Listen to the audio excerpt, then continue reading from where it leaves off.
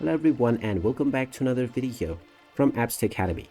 In this video, I'm going to show you how to perform double exposure on the Snapseed application. So let's get started right away. First of all, open up the Snapseed app on your device and you can use the open button or the plus icon to open up any image that you would like to edit. Once you have opened up your desired image, if you wish to add another image through double exposure, go ahead and tap on Tools. From here, if you scroll down, you will see the double exposure menu.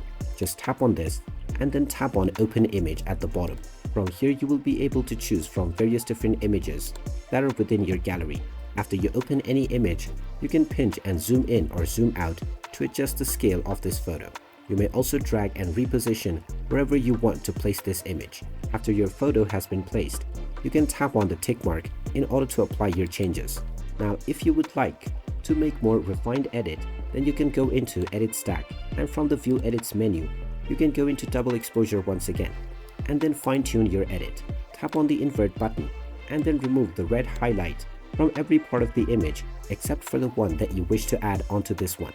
Make sure the double exposure value is set to 0. Now, once you remove the red highlight from every part of the image except the one that you wish to add, you can tap on the tick mark at the bottom right corner.